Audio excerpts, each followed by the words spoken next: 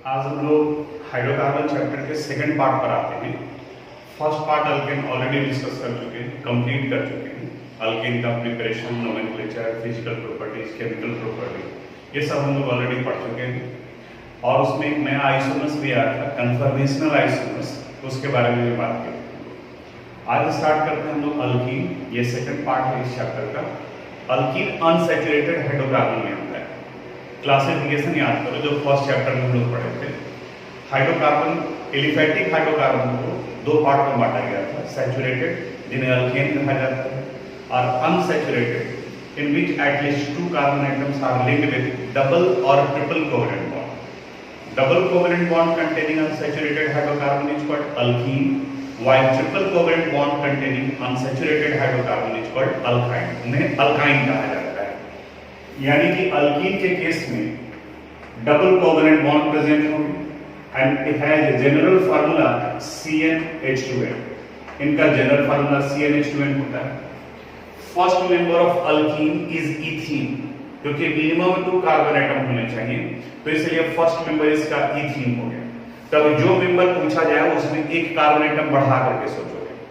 जैसे अगर fifth member of alkane कहा जाए तब तो पेंटेन होगा, लेकिन अगर फिफ्थ मेंबर ऑफ अल्कीन कहा जाए तब वहां पर पेंटीन की बजाय हेक्सीन होगा, क्योंकि स्टार्ट इथीन से होता है ना कि मीथीन से।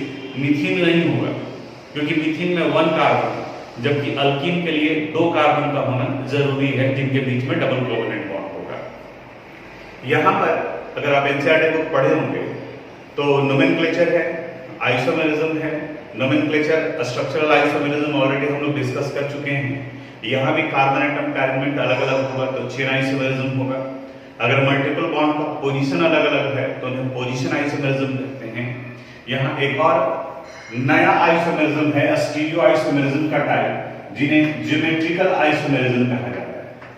और इस ज्योमेट्रिकल आइसोमेरिज्म के बारे में हम आपको बताए थे फर्स्ट चैप्टर में ही जब आइसोमेरिज्म पढ़ रहे थे, क्योंकि ज्योमेट्रिकल आइसोमेरिज्म ये हम लोग को 11th में ही पढ़ना है, लेकिन अल्कीन में आएगा, उस जगह पर डिस्कस करेंगे हम लोग। ज्योमेट्रिकल आइसोमेरिज्म कहा जाता है 3 डायमेंशनल अरेंजमेंट, यानी कि मॉलिक्यूलर फार्मूला और स्ट्रक्चरल फार्मूला सेम हो, बट एटम का अरेंजमेंट स्पेस में अलग अलग हो। 3 डायमेंशनल अरेंजमेंट अगर अलग हो तब उन्हें हम लोग ज्योमेट्रिकल आइसोमर्स कहते हैं। और इस ज्योमेट्रिकल आइसोमर्स का जैसे अगर हम लोग लेके चलते हैं x, y, c carbon atom को रिप्रेजेंट कर रहा है, x और y कोई भी एटम या ग्रुप हो सकता है, c, x, y। इसे 3 डायमेंशनल वे में 2 तरीके से रिप्रेजेंट किया जा सकता है। c double bond c, x, y, इस कार्बन एटम के साथ में xy लगा हुआ है, इस कार्बन के साथ में भी xy लगा हुआ है। अब कहता है कि अगर आइडेंटिकल एटम और group attached with double bonded carbon atom are in same side, यानी कि या तो नीचे या ऊपर में, then it is called cis form. और अगर डायगोनली अपोजिट पोजीशन पर है तो इन्हें ट्रांस कहा जाता है। संयोग से देखो यहाँ x भी कॉमन है और y भी कॉमन है, और दोनों को अगर मिलाएं हम लोग तो y भी सेम साइड में है। कोई भी एक रहेगा तो चलेगा, तो इन्हें सिस कहा जाएगा। और अगर ये डायगोनल अपोजिट पोजीशन पर कोई भी ऊपर नीचे जा सकता है, कोई जरूरी नहीं कि x गया या y गया। अब देखो अगर y को लेकर चल रहे हैं तो यहाँ y है और यहाँ y है, तो ये डायगोनल अपोजिट पोजीशन पर है, तो इन्हें ट्रांस कहा जाएगा। तो ये सिस और ट्रांसफॉर्म हो गया। कोई जरूरी नहीं कि इसी फॉर्मेट पर, इस तरीके से भी आ सकता है, A B C double bond C B D, ऐसे। इनका अगर हम लोग स्ट्रक्चर लिखेंगे तो इस तरीके से लिखा सकता है। डबल बॉन्डेड कार्बन एटम है, यहाँ डबल बॉन्डेड कार्बन एटम, इसके साथ एक B है और दूसरा D, तो यहाँ B और ये D, इसके साथ A और B है, तो इस जगह पर A डाल दिए और यहाँ B डाल दिए। अब इसे हम लोग को देखना है कि ये सिस है या ट्रांस है। क्या करोगे, उस एटम और ग्रुप को आइडेंटिफाई करोगे जो दोनों तरफ में है। A लेफ्ट साइड में है लेकिन इस साइड में नहीं है, B देखो यहाँ पर भी है और B यहाँ पर भी है, दोनों साइड में। अब ये B डायगोनल अपोजिट पोजीशन पर है, इसलिए इनका ट्रांसफॉर्म हो गया। और अगर दोनों में से कोई भी एक फॉर्म बना, सिस फॉर्म बना है तो ट्रांस भी बनेगा, और ट्रांस बना है तो सिस भी बनेगा। यानी कि B को लेकर के ही हम लोग सिस और ट्रांस बना सकते हैं। तो यहाँ पर ये डायगोनल अपोजिट पोजीशन पर है जो ट्रांस हो गया, तो इसे सेम साइड कर दो। इस जगह पर डी कर दिया और इधर को बी नीचे कर दिया, यहाँ उसका पोजीशन सेम रखते हैं। तो फिर देखो यहाँ भी बी और यहाँ भी बी, नीचे की तरफ में ही है, इसलिए इस फॉर्म को हम लोग सिस करेंगे। कुछ और एग्जांपल्स लेते हैं, जैसे आप एनसीईआरटी बुक देखेंगे तो वहां पर आपसे पूछा है कि इनके ज्योमेट्रिकल आइसोमर होंगे या नहीं। कोई जरूरी नहीं है, अगर कोई एक कॉमन नहीं है तो वहां ज्योमेट्रिकल आइसोमर नहीं बनेगा। जैसे अगर मान लीजिए कि हम A B C double bond C A की बात करते हैं और यहां देखते हैं कि ज्योमेट्रिकल आइसोमर बनेगा या नहीं बनेगा। सबसे पहले काम क्या करोगे, जो डबल बॉन्डेड कार्बन एटम है उसको आप सेंटर में डालो। इस कार्बन के साथ में दो ग्रुप हैं, एक ए और बी, तो एक तरफ ए लिख दिया और दूसरी तरफ में बी लिख दिया। यहाँ ए और ए है तो यहाँ ए डाल दिए, अब यहाँ ए डाल दिए। अब देखना है हमें कि यहाँ पर कौन होगा, सिस होगा या ट्रांस होगा। अब ए को अगर लेकर के चल रहे हैं तो इस ए और इस ए को ले रहे हैं तो दोनों सेम साइड है, यानी कि सिस फॉर्म दिख रहा है।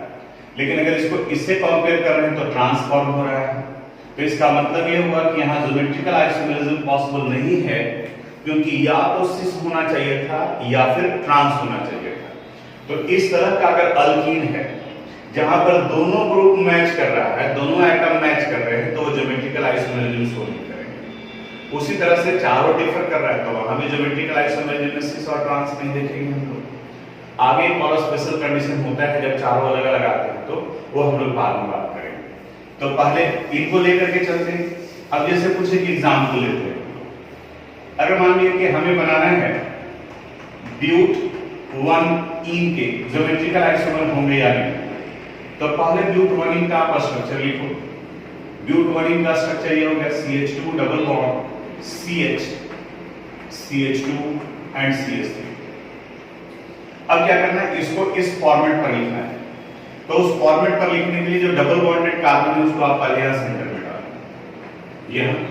अब इस डबल बॉन्डेड कार्बन के साथ में दो हाइड्रोजन है, तो यहां हाइड्रोजन, यहां हाइड्रोजन। इसके साथ में चार बॉन्ड में दो तो कोवेलेंट बॉन्ड हो गया, एक हाइड्रोजन के साथ जुड़ा हुआ है और दूसरा इसके साथ। तो जोड़ के देखोगे तो ये C2H5 हो गया। तो आप C2H5 भी लिख सकते हैं या फिर आप इसे ऐसे भी लिख सकते हो, CH2 CH3 और यहाँ हाइड्रोजन। अब देखो कि दोनों तरफ में क्या कॉमन है, इथाइल ग्रुप तो मैच नहीं कर रहा है, हाइड्रोजन है, हाइड्रोजन यहाँ भी है, यहाँ भी है और यहाँ भी है। तो जब दोनों तरफ में आ गया तो न तो ये सिस फॉर्म होगा और न ही ट्रांसफॉर्म होगा। इसका मतलब ये हुआ कि ब्यूट 1 के केस में ज्योमेट्रिकल आइसोमेरिज्म पॉसिबल नहीं है। दूसरा एग्जांपल लेते हैं।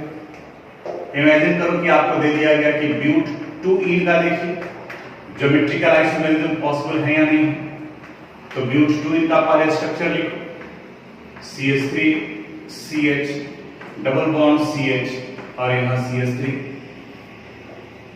डबल बॉन्डेड कार्बन एटम है, सेंटर में डाल दिए डबल बॉन्डेड कार्बन एटम। इस कार्बन के साथ एक हाइड्रोजन है, दूसरा मिथाइल ग्रुप, तो यहाँ CH3 और यहाँ हाइड्रोजन। इस जगह पर भी CH3 और हाइड्रोजन। कोई जरूरी नहीं है, आप कहीं ऊपर नीचे भी जा सकता है। अब देखो यहाँ CH3 भी मैच कर गया, हाइड्रोजन भी मैच कर गया, तो दोनों सेम साइड में है, इसलिए इनका ये सिस फॉर्म हो गया।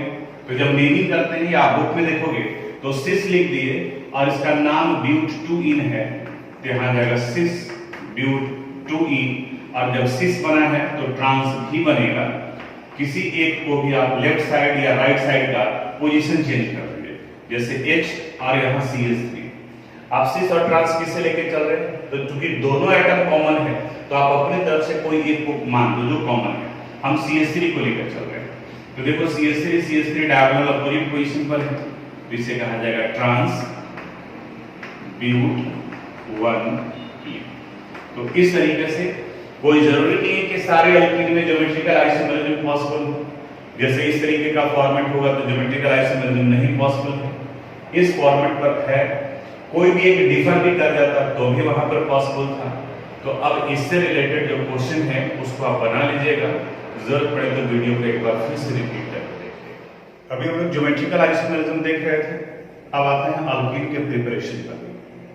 फर्स्ट मेथड ऑफ प्रिपरेशन है from alkyne. First is from alkyne. Alkyne कहने का मतलब होता है जहां डबल दो कार्बन एटम के बीच में ट्रिपल कोवेलेंट बॉन्ड प्रेजेंट हो, जैसे ये अल्काइन को रिप्रेजेंट कर रहा है। याद करो अल्केन के प्रिपरेशन, अल्केन का प्रिपरेशन भी अनसैचुरेटेड हाइड्रोकार्बन से हुआ था। वहां अल्कीन और अल्काइन दोनों का हाइड्रोजनेशन कराते हैं तो अल्केन में कन्वर्ट करते हैं। तो यहाँ अल्काइन को अल्कीन में कन्वर्ट करना है तो इस जगह पर भी हाइड्रोजनेशन कराया गया है। लेकिन अगर आप ये हाइड्रोजनेशन निकेल, प्लैटिनम और पैलेडियम के प्रेजेंस में करते हैं तो यहाँ mixture of alkene as well as alkane बन जाएगा। यानी कि अगर दो हाइड्रोजन ऐड हुए तो पहले ये कन्वर्ट करेगा अल्कीन में और फिर अल्कीन कन्वर्ट कर जाएगा अल्केन में। तो हमें क्या करना है कि इस रिएक्टिविटी को रिड्यूस कर देना है। अब इसे रिड्यूस करने के लिए हाइड्रोजनेशन तो कराते हैं, लेकिन यहां पर पैलेडाइज्ड चारकोल यूज किया जाता है, यानी कि palladium in the presence of charcoal. ये इसके हाइड्रोजनेशन की रिएक्टिविटी को रिड्यूस कर देता है। यानी कि अल्काइन अल्कीन में तो कन्वर्ट करता है, लेकिन अब ये अल्कीन में हाइड्रोजन फिर ऐड नहीं होगा, वो अल्कीन में कन्वर्ट नहीं करेगा। तो चूंकि प्रिपरेशन हमें अल्कीन का करना है, इसलिए हम लोग इसे पैलेडाइज्ड चारकोल के प्रेजेंस में करते हैं। तो आप देखोगे तो पैलेडियम और यहाँ सी कार्बन यानी चारकोल को रिप्रेजेंट करता है। Then it result the formation of alkene, यानी कि दोनों जगह पर एक एक हाइड्रोजन ऐड हो जाएगा, यहाँ भी और यहाँ भी, और बाकी के जो ग्रुप है उसके साथ में रहेगा। जैसे कुछ एक एग्जाम्पल ले लेते हैं। अगर हम लोग इथाइन से स्टार्ट करते हैं तो इनका हाइड्रोजनेशन कराएंगे। हाइड्रोजनेशन पैलेडाइज्ड चारकोल के प्रेजेंस में दोनों जगह पर एक एक हाइड्रोजन ऐड हो जाएगा। तो ये हो गया CH2 डबल बॉन्ड और CH2। इथाइन से इथीन का फॉर्मेशन होगा। उसी तरह से अगर प्रोटीन लेते हैं हम लोग CH3CH, इनका भी हाइड्रोजनेशन कराएंगे तो यहाँ भी फॉर्मेशन होगा CH3, एक हाइड्रोजन यहाँ एक हाइड्रोजन यहाँ। तो जहाँ C था उस जगह पर CH और जहाँ CH था उस जगह पर CH2 होगा। एक और मेथड ऑफ प्रिपरेशन आप देखे होंगे, वहां पर हम लोग अल्काइन का हाइड्रोजनेशन करा रहे हैं sodium in the presence of liquid ammonia, यानी इनके साथ में। और बुक में अगर देखोगे तो वहां पर लिखा हुआ है कि इस जगह पर ट्रांस का फॉर्मेशन होता है और बाकी में सिस का फॉर्मेशन होता है। सिस और ट्रांस हम लोग ऑलरेडी डिस्कस कर चुके हैं। अगर अटैच एटम और ग्रुप जो आइडेंटिकल नेचर का है, सेम साइड में हो तो उन्हें सिस कहा जाता है, और डायगोनल अपोजिट साइड में हो तो उन्हें ट्रांस कहा जाता है।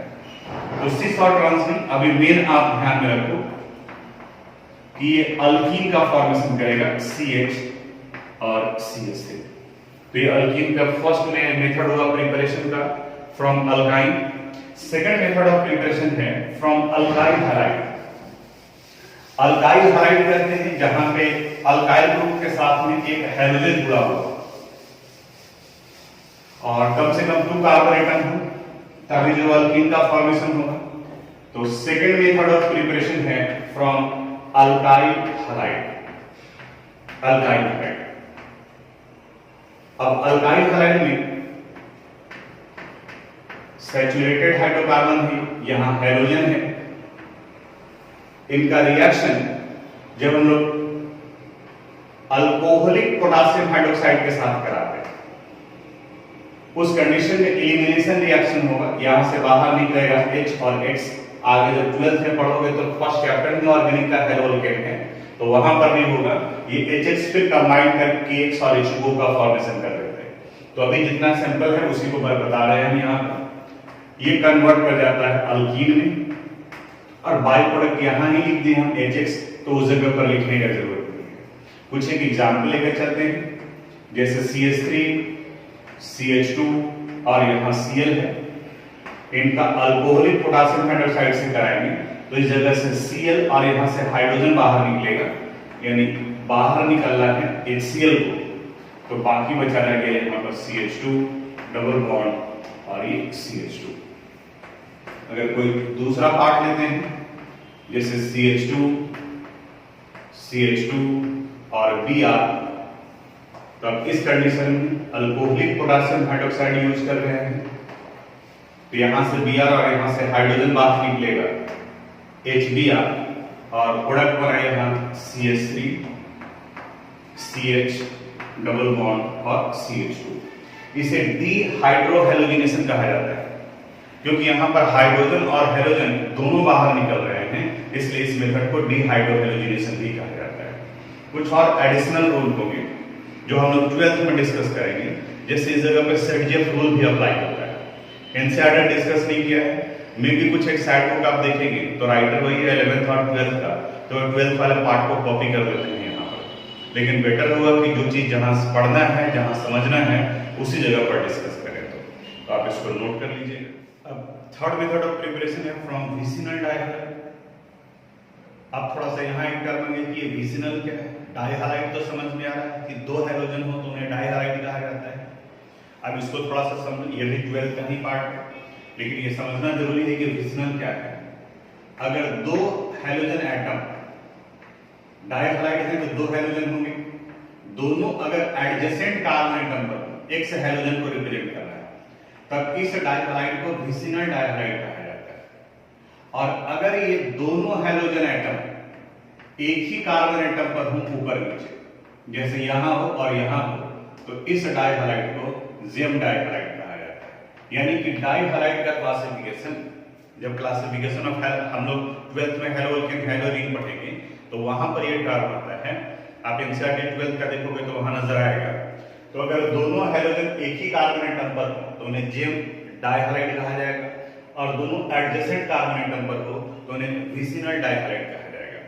यहां हमें पढ़ना है प्रिपरेशन फ्रॉम विसिनल डायहालाइड, यानी कि इनके साथ यहां से प्रिपरेशन करना है।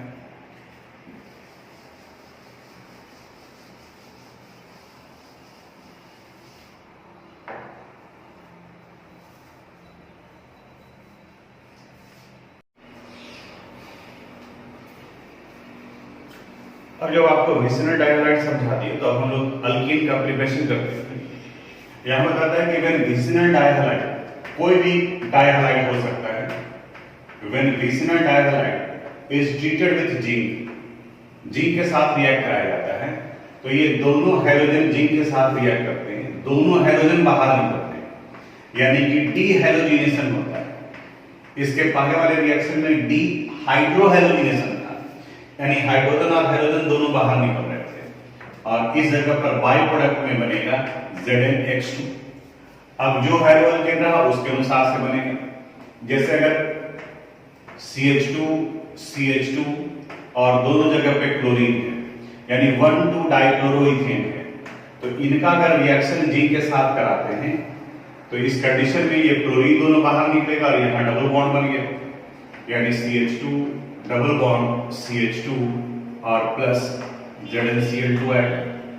अगर क्लोरीन की जगह पर ब्रोमीन रहता है, जैसे CH3 CH Br, यहाँ CH2 Br, और जिंक के साथ जब रिएक्शन करा रहे हैं तो ये Br बाहर निकलेगा, इन दोनों के बीच में डबल बॉन्ड बन जाएगा, क्या आ जाएगा CH3 CH double bond CH2 और प्लस ZnBr2। क्लोरीन था यहाँ तो ZnCl2, ब्रोमीन है तो Br2, लेकिन हमें मेजर प्रोडक्ट यानी कि इससे मतलब है। तो ये थर्ड मेथड ऑफ प्रिपरेशन था। एक और लास्ट मेथड ऑफ प्रिपरेशन है फ्रॉम अल्कोहल। अल्कोहल यानी कि जहां पर अल्काइल ग्रुप हाइड्रोक्सिल ग्रुप के साथ में जुड़ा हो, OH ग्रुप के साथ में जुड़ा हो, उसे हम लोग अल्कोहल करते हैं। इस जगह पर रिएक्शन में मान लीजिए यहाँ H है और इस जगह पर OH है, इन्हें जब हम लोग सल्फ्यूरिक एसिड के साथ प्रेजेंस में हीट करते हैं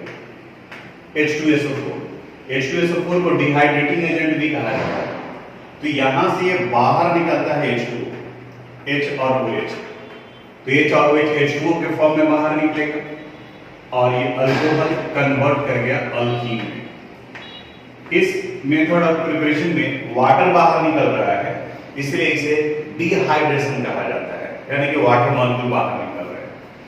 अब यहां पर कोई एग्जांपल ले लो, जैसे CH3 CH2 OH, याद क्या रखना है, यहां से OH निकलेगा और यहां से हाइड्रोजन निकलेगा अंडर सिमिलर कंडीशन, तो यहां से एक हाइड्रोजन कम कर दो तो CH3 की जगह पर CH2 डबल बॉन्ड CH2 और यहां H2O का फॉर्मेशन हो। कोई भी अल्कोहल लिया जा सकता है, CH3 CH OH और CH3 प्रोपेन 2 ऑल है।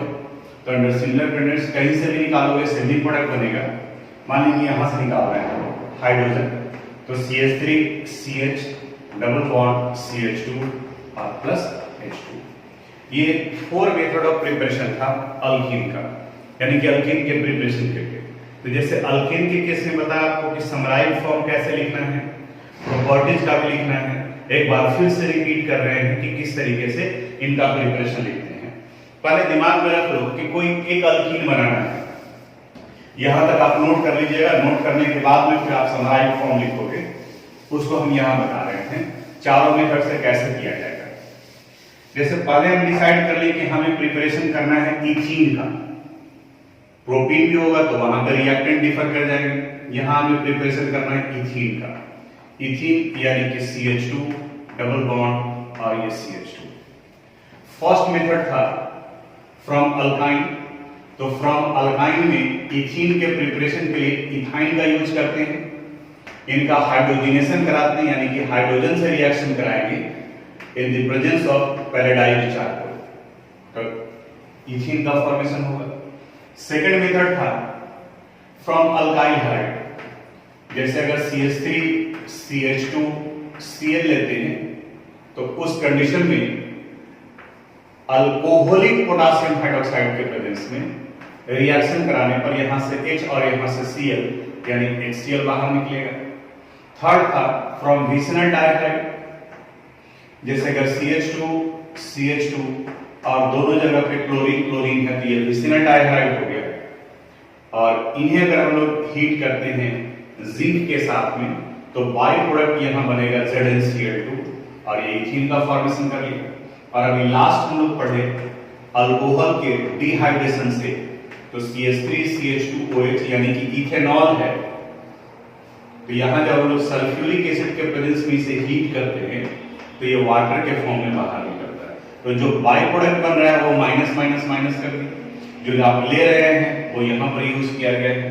तो अब ये पढ़ने के बाद में एक बार इसको आप देखोगे तो याद आ जाएगा आपको कि किस तरह से स्टेटमेंट दिया गया है। तो ये लास्ट में लिखा जाता है पढ़ने के बाद में, तो इसको आप समराइज फॉर्म में नोट कर लीजिएगा। ये प्रिपरेशन तक आज हो गया, तो आपको नोमेनक्लेचर भी कंप्लीट करना है, आइसोमेरिज्म भी कंप्लीट करना है और ये प्रिपरेशन से रिलेटेड प्रॉपर्टीज तक कंप्लीट करना है। अगले वीडियो में हम लोग डिस्कस करेंगे इनके फिजिकल और केमिकल प्रॉपर्टीज के बारे में, यानी कि अगले क्लास में आपका अल्कीन कंप्लीट हो जाएगा। तो इस चैप्टर का 50% पोर्शन कंप्लीट हो गया, तो फिर बाकी बचा है अल्काइन जो थोड़ा छोटा है और फिर एरोमेटिक हाइड्रोकार्बन। तो यहां तक आप कंप्लीट कर लीजिएगा। Thank you.